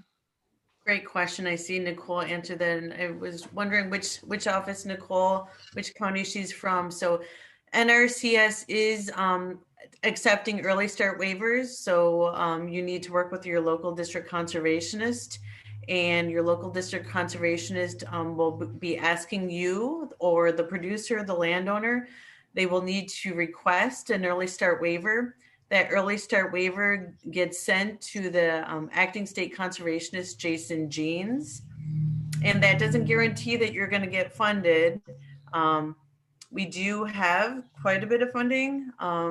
So we are looking, I'm not exactly sure when our district conservationists need to create the contracts or the agreements, and then have that process for selecting. Again, we work with farm service agents for eligibility. So can't give you a date when we're going to have the contracts ready, but we are working on those early start waivers. So we also do need the cultural resources completed. And based on our small suite of practices, that should be pretty easy to get done. We're working with our cultural resource specialist, and he believes everything should be good to go under our programmatic. So I would just, Nicole, contact your Clackamas person, your district conservationist and have your landowners work with that DC, and have them, when they're coming into the office for that application, have them be at that time ready to write that waiver if they're asking for that. I know that many of the questions we've been having with extension and with some of the other fire meetings, many people are ready to go now. But for many NRCS programs and FSA, we have to have a waiver first before we can actually start those. And that has to be approved waiver as well. Thank you. Thank you. Okay, let's see. Yep, no problem, Nicole. So we still have time for Q&A. If you have a question, go ahead and put that in the question and answer box. In the meantime, I'll throw this out to our presenters and panelists. Anything that you missed in your presentation or that you want to dive a little bit more into while we have just a little bit more time? I'd actually like, if I could, Carrie, I'd like to pose a question to I've got a couple of assistance programs questions first for Heather and Brett. So there's the emergency forest restoration program that you talked about, Brett, and then Heather, you talked about this the West-wide CIS conservation implementation strategy that will focus on post-fire restoration stuff. And so first question, Heather, I understood you to say, I think that the deadline for that is November 20th, but you'll have another sign up? Yes, Max, you heard me correct. Yes, our first general environmental quality incentives program for the restoration is going to be November 20th. Okay. And then we will also, each of those, the basins, for example, the lower Willamette North Coast will have an opportunity to have a second sign up. And then the area I cover, the upper Willamette, Central Coast, and Southwestern Oregon we're looking, that would probably be in March sometime. March 20th, March 17th. Right. And so what's the main difference between those two programs, between the EFRP and what you're talking about? Or what are the substantive differences?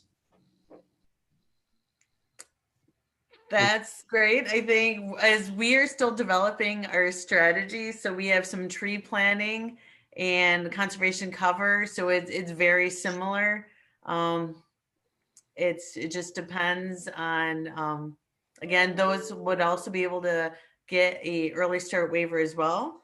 Again, that's not guaranteeing any funding, but they're just very similar, and sometimes honestly FSA's programs are a little bit more flexible. So our program, EFRP, may be a little bit more flexible, but it takes a little bit longer to get it going. So the first program that Heather talked about, where you can get like almost immediate action for ground protection, that's something that you can't do with the FSA program. But once we have the authority to take signups, then we can certainly look at stuff that needs to be done before you're technically approved early start kind of thing for stuff that's necessary to, protect life, property, and those kinds of things. But we don't know how many dollars we have until we see, what the damage is, who's interested in the programs, and then request dollars and a sign-up authority. Gotcha. Thank you. Well, that has generated some more questions, but Nate, you have a comment, so go for it. Yeah, I actually had a couple, and I want to just kind of tag on to what Heather and Brett had said. And the intent is to deliver these two offerings in a very complementary way. And then we, even within EQIP, we kind of have it's a short term, immediate, kind of home addiction zone type footprint and scale for erosion control and the hazard reduction there. And then with, and I see furrowed eyebrows, Heather, so reel me in if you think I'm out over my skis here. But, and then there's, the bigger picture to try to address these things at a scale over time and in the forest environment more generally. And so the hope is that we can kind of deliver these two things. And then also the intended sign-up timeframes, I believe, will be relatively similar. So starting first part of November, we'll initiate that 60-day EFRP sign-up window if we can stay on track with that. Also, I wanted to touch on a couple of other things. There's a couple different planning types that came up, and so we talked about that with food plots, and Keith mentioned plans for alternate practice, and then there's certainly a planning component that goes along with delivering conservation practices with the federal offerings. And so for the audience, I would say know that the Department of Forestry is, generally speaking, the technical service provider or administering agent for both the FPA and some of these assistance programs. And so so that there can be some overlap in the planning and FPA requirements. And so the close, careful coordination with your stewardship forester at the local level is kind of critical to make sure those dots are connected. The other thing I might mention for those that have participated in assistance programs in the past, to understand that these are cost share programs. So it's an assumed cost, some kind of presumed loss. So it in no way should function or could function like an insurance claim or something like that. It's the intent is to try to minimize the financial burden to try to get some of these lands back into productivity, and then also that that EQIP and EFRP function basically like contractual agreements. So if for anyone on the line has participated in some kind of fuels reduction or something like that in their home ignition zone on their place, this would be a somewhat different arrangement than maybe what you've experienced in the past. So simple enough to work through, but it just will look a little differently in practice. And then, and I'll stop. Maybe Brett, if he's still on the line, could touch on fencing just a tad more. That's come up in the past.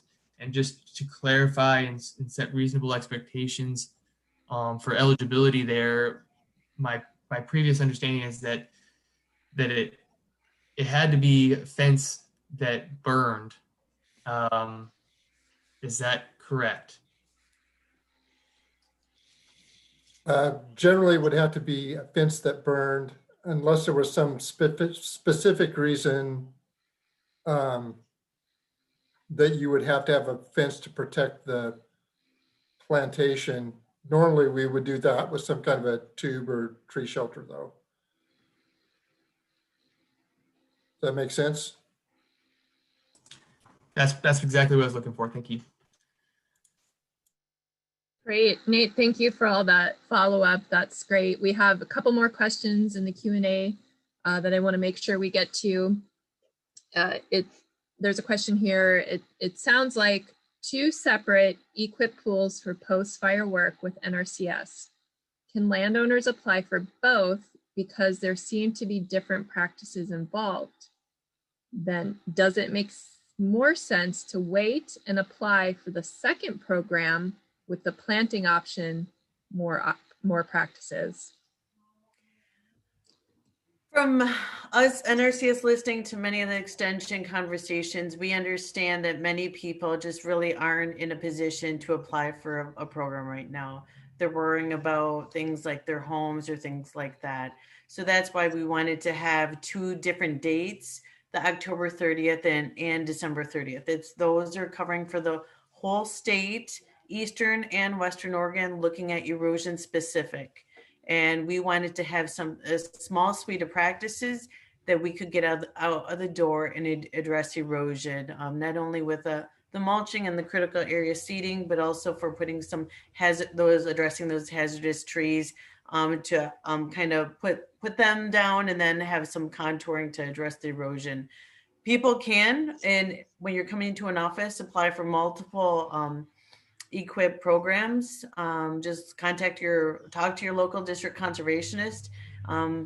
Having that OSU extension that after the fire checklist is going to be extremely helpful when you're talking to your local NRCS office. So yeah, you can feel free to see which ones, having that conversation with your local NRCS person is really going to help you decide which fund pool would be working out best for you.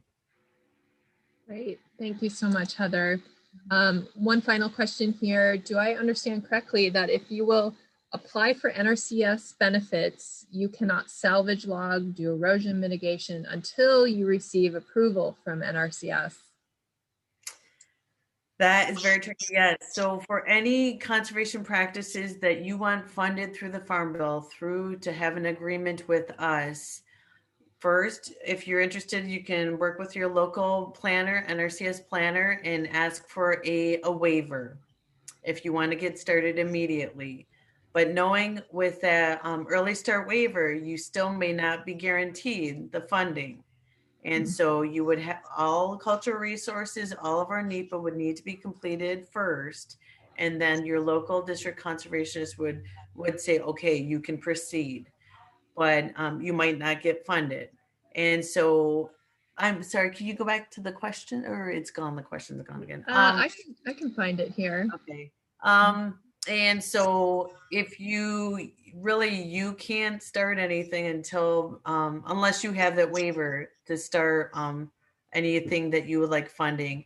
I know in some previous webinars and conversations, people wanted to, for example, in the Mackenzie, they're trying to do some hydro seeding now. Can NRCS pay for it? We have to either have an early start waiver or have that agreement in place before we can work with that landowner to get that paid. So if you're going to start work, you have to apply for the early start waiver, which still does not guarantee that you will get that funding. Okay. High probability, but not guaranteed. Right. That's important. Yeah. Any last minute, anything from the presenters or panelists before we say goodnight? Okay. I just wanted to say I did not cover the emergency watershed program, and I know we've been discussing that the district conservationist in the Waldport office. We know the fire in Lincoln County, like Max said, had some small acreages. And so if a Soil and Water Conservation District or the local city were interested in applying to be a sponsor to address a group of areas, someone could be a sponsor for the EWP program so that If they're interested, let me know, and we can work with our state engineer, Molly Dawson, and that emergency watershed program is looking at to address imminent threat to life or home. Great, Heather, and I'll also add that to the website under the resources for today's webinar. That one's a good one too. Thank you. So, well, don't forget to join us next week, actually 2 weeks, November 5th at 3 o'clock for Tammy Cushing's presentation on tax considerations for those impacted by wildfire or other natural disasters. Just a huge thank you to the presenters and panelists who provided a lot of great information today. Thank you so much.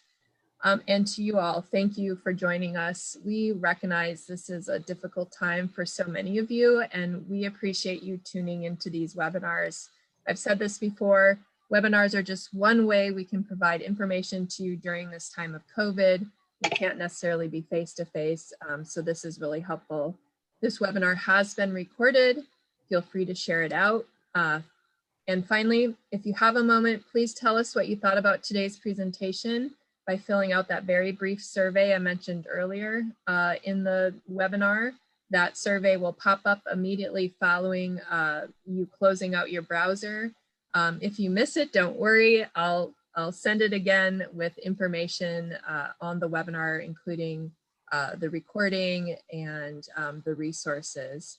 That's it, folks. Stay safe, everyone. See you in a couple weeks, and good night.